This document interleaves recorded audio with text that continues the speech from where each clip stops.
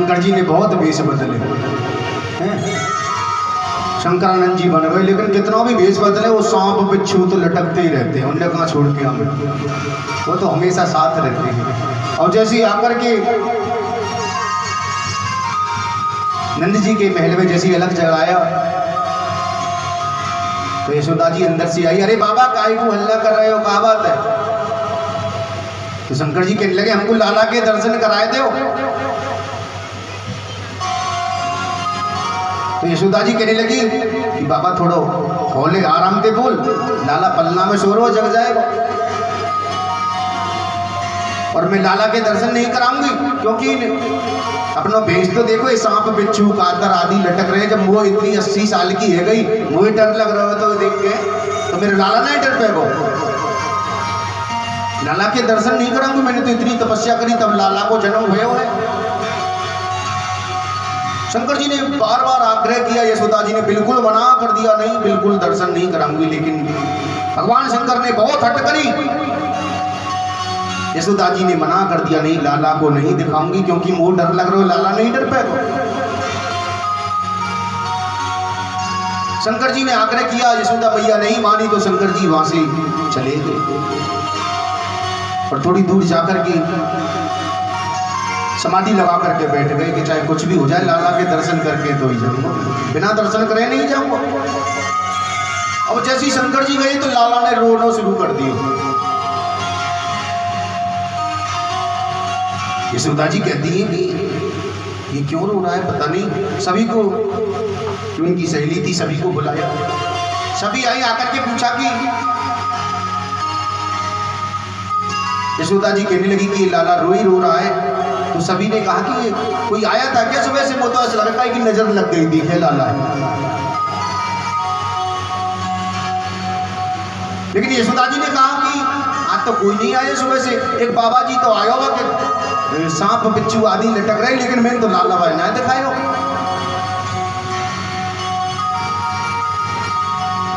तो सभी सखियों ने पूछा कि वो किधर गया है। यशोदा जी ने बताया वो सामने जो रास्ता है उस पर गया है। अब जैसे ही वो सखी आगे गई, जाकर के देखा कि वो साधु जी बैठे हैं नेत्र बंद करके, और जाकर के कहा कि अरे बाबा कि चल रे योगी नंद भवन में, तो ही यशोदा मात बुलावे, वाके लाला को नजर लगी है, राइलोन करवावे। अरे बाबा तुमको यशोदा मैया ने बुलाया हुआ कि लाला को नजर लग गई है, चलो ने राइलोन कर दियो। शंकर जी ने मना कर दिया, हम किसी के यहाँ नहीं जाते, हमको नहीं जाना, बिल्कुल मना कर दिया। बार बार आग्रह किया तो शंकर जी ने कहा मैं चलूंगा तो सही, लेकिन अपनी यशोदा जी से ये पूछ के तो आओ कि लाला के दर्शन कराएगी कि ना कराएगी। सभी ने कहा लाला के दर्शन जरूर कराएगी, आप चलो तो सही। शंकर जी को साथ में लेकर के सभी यशोदा जी के पास में पहुंच गई, लाला को लेकर के, कन्हैया को लेकर के यशोदा जी आई और शंकर जी कहते लाओ मेरी गोदी में दो। शंकर जी ने जैसे ही हाथ बढ़ाए तो यशोदा जी ने लाला को देने से मना कर दिया, नहीं बाबा दूर से ही झाड़ू लगाए थे, बस दूर से ही। शंकर जी ने कहा जब तक गोदी में नहीं दोगी जब तक कुछ नहीं होगा। लेकिन शंकर जी की गोदी में जैसे ही कन्हैया आए तो खिलखिला करके हंसने लगे। अब भैया कहने लगे ला बाबा जल्दी से जल्दी दे। अब जैसे यशोदा जी की गोदी में आवे तो रोवे और शंकर जी की गोदी में जावे तो हंसे। मैया यशोदा ने कही बाबा या ऐसा कर दे तो मेरी गोदी में भी आके हंसते रहे। शंकर जी कहने लगे ये काम नहीं हो, ये काम तो जब ही होगा, आप पहले मुझे एक वचन दो कि जहां पर आप अपने लाला को स्नान कराती हो, नहलाती हो, वहां पे आपको मेरा मंदिर बनवाना पड़ेगा, क्योंकि आप जब लाला को नवाओ तो उसका जो जल है वो मेरे ऊपर से जाए। यशोदा जी ने कह दिया कि रह रे योगी नंद भवन में, ब्रज में बासों की जय, और जब जब मेरो लाला रोवे तब तब दर्शन दीजे रे बाबा, तब तब दर्शन दीजे। यशोदा जी ने कह दिया मैं आपका मंदिर अवश्य बनवाऊंगी। छोटा सा मंदिर शिव जी के ताई बनवायो, इसलिए शिव जी का नाम हो गया नंदेश्वर महादेव। बोले नंदेश्वर महादेव की जय। लाला एकदम प्रसन्न है गए और शिव जी की कृपा, भगवान शंकर कृपा के सागर हैं। कृष्ण को मारने के लिए एक और राक्षस आया कंस का, उसका नाम है तृणावर्त। भगूड़े के रूप में आया, जो आंधी चलती है, राजस्थान में ज्यादा चलती है आंधी। बस थोड़ी सी आंधी चलेगी तो बस ऐसे लगा जैसे उड़ा के ले जाएगी क्या। तो भगूड़े के रूप में आई और मेरे कन्हैया को उड़ा करके ले गई। मेरे कन्हैया ने उसका भी उद्धार कर दिया। एक दिन माता यशोदा ने कन्हैया को सुंदर श्रृंगार कियो, बड़े बड़े बाल हैं, घुंघराले बाल, चोटी बनाई, सुंदर श्रृंगार करो। और लाला को मैया सुला रही है, लेकिन लाला को नींद नहीं आ रही। मैया लोरी गा रही है कि छगन मगन मेरे लाल को आजा निंदिया।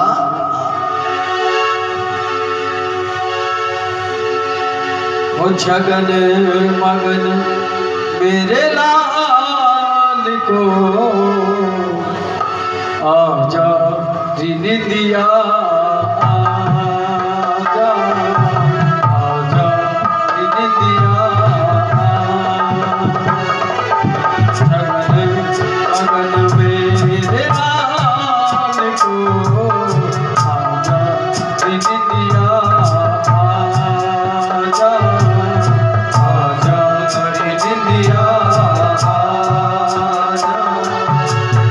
चल मोहन श्याम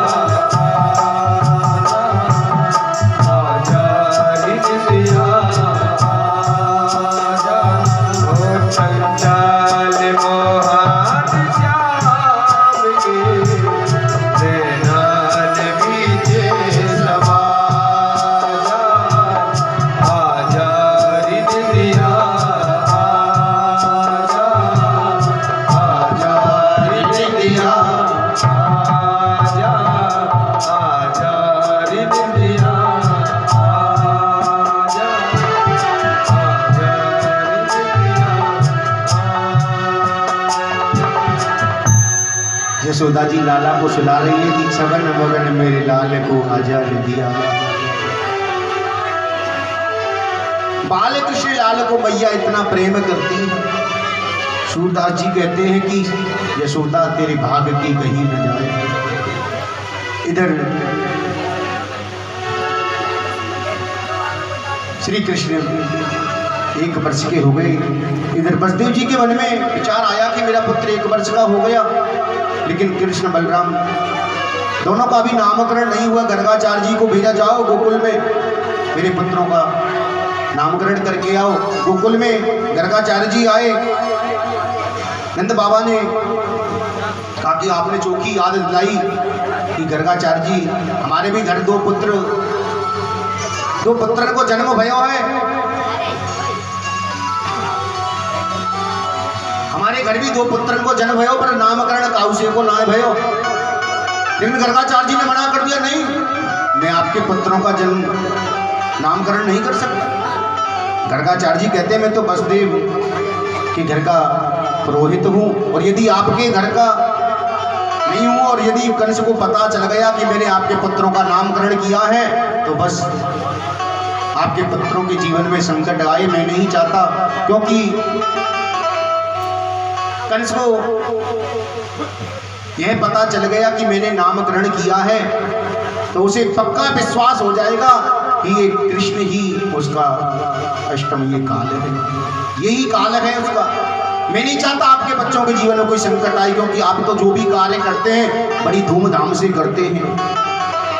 देखा नहीं कंस ने कभी बकासुर अगासुर कितने राक्षसों को भेज दिया, पूतना को भेजा। मैं नहीं चाहता, लेकिन नंद जी कहते हैं कि हम तो आपके श्री मुख से ही गर्गाचार्य जी बच्चे को नामकरण करवाना चाहे हैं। हम धूमधाम से नहीं करेंगे, हम आपसे प्रतिज्ञा करते हैं। तो गर्गाचार्य जी ने कहा ठीक है। गौशाला में यज्ञ मंडप बनाया गया और इधर माता रोहिणी और माता यशोदा ने क्या किया कि चलो अब बाबा जी की परीक्षा लेकर के देखें, यूं कछु जाने भी है कि ना जाने। तो क्या किया, दोनों बच्चों की अदला बदली करके बैठ गई। माता रोहिणी का जो पुत्र है उसको यशोदा जी ने ले लिया, और जो यशोदा जी का पुत्र है उसको रोहिणी माता ने ले लिया, अदला बदली करके। क्योंकि बहुत सी माताएं चालाक होती है ना, परीक्षा लेती हैं। कई बार वो जन्म पत्री लेकर के जाती है 5 पंडित जिनके पास में है, उसमें ये देखेंगे 5 ने क्या क्या अलग अलग बताया है।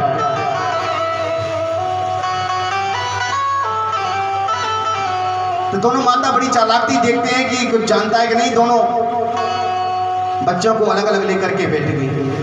गर्गाचार्य जी के सामने जैसे ही कन्हैया पहुंचा तो मेरे तो गर्गाचार्य जी की तो समाधि ही लग गई, नेत्र बंद हो गए, मुंह खुला रह गया, सांसें बंद हो गई। अरे मैया ने सोची को तो ऐसा लगा ही बाबा जी पधार गए दिखे, हेलियो दिखे या को तो काम। क्योंकि जब नेत्र बंद हो जाए, सांस बंद हो जाए, मुंह खुला रह जाए तो क्या समझेंगे। दोनों मैया ने पकड़ के जैसे ही गर्गाचार्य जी को ऐसे हिलाया तो गर्गाचार्य जी समाधि में थे, उनकी तो समाधि जैसे ही खुली। यशोदा जी कहने लगी कि अरे बाबा क्या हुआ।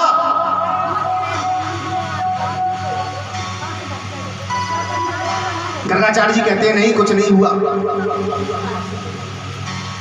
अरे बाबा हम तो डर गई, हमें तो ऐसे लगे ही जैसे बाबा जी तो पधार गए दिखे। नहीं मेरी तो समाधि लग गई।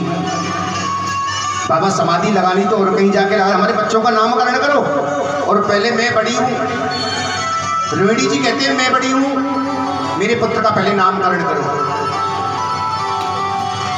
लेकिन गर्गाचार्य जी ने नेत्र बंद किए और देखा, देखो माता कितनी चालाक है, मेरी परीक्षा ले रही है। देखो गर्गाचार्य जी ने तुरंत कहा कि अयम ही रोहिणी पुत्रो रमयन सुहदो गुणई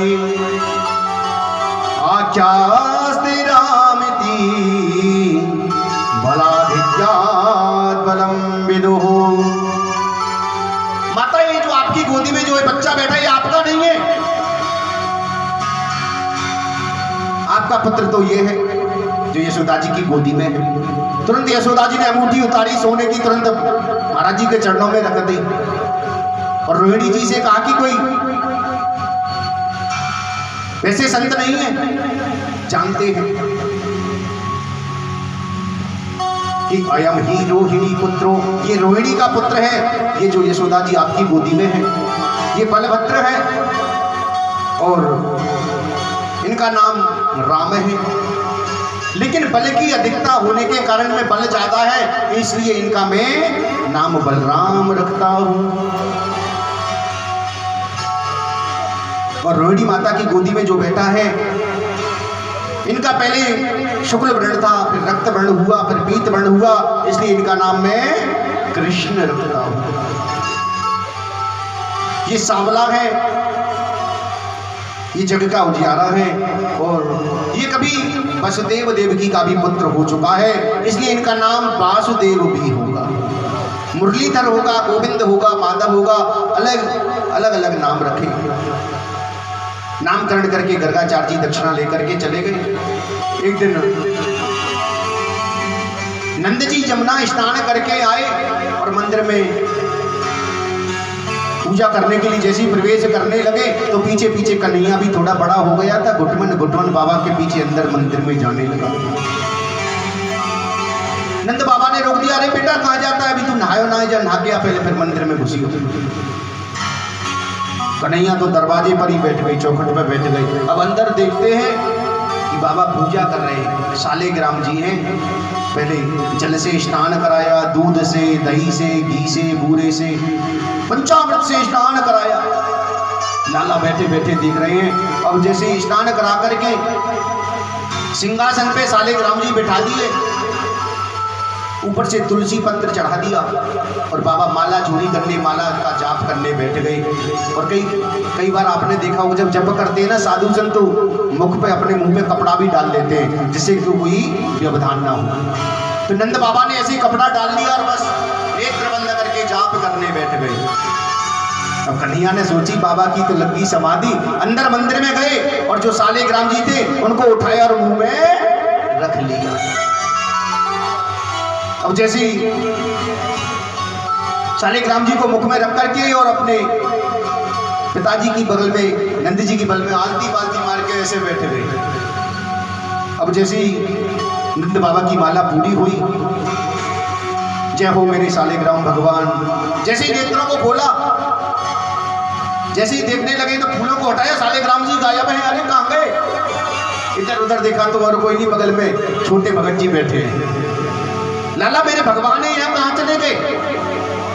तो कन्हैया कहता हूँ, क्योंकि बोल तो सकते नहीं मुंह में। बोले मुंह कैसे बोल रहा हो, क्या बात है? बाबा ने जैसे ही जोर से गुलचा मारो, सालेग्राम जी मुंह से बाहर आ गए। अरे लाला तू हमारे भगवान को खा गए हो? भगवान? अरे बाबा मैंने तो गुलाब जामुन समझे, मैं तो गुलाब जामुन समझ के खाए गए हो। मैंने सोची ये रोज पंचामृत से नाम है, बहुत मीठे हो गए होंगे। कन्हैया को नंद बाबा यशोदा जी के पास में लेकर के गए कि यशोदा तेरी लाड़ प्यार में ये इतना बिगड़ गया, मेरे आज भगवान को भी खा गया। यशोदा जी ने आज कन्हैया के कान को पकड़ लिया, क्योंकि इतनी सामर्थ्य, इतनी ताकत किसी में नहीं जो कन्हैया का कान पकड़ सके। ऐसा वात्सल्य मां यशोदा का। मैया यशोदा ने कन्हैया को सुंदर श्रृंगार करो, पामन में घुंघरू बांधे। अब जैसे कन्हैया थोड़े बड़े हुए तो मटक मटक के चलने लगे। मैया यशोदा कहती है, ने नाचनो कब सीख लियो? नाचे नंद लाल नचावे हरि की मैया, है ये नाचना कब कब में सीख गया? लेकिन हरि नाचे नंद लाल और नचावे हरि की मैया, नाचे नंद लाल नचावे हरि की मैया,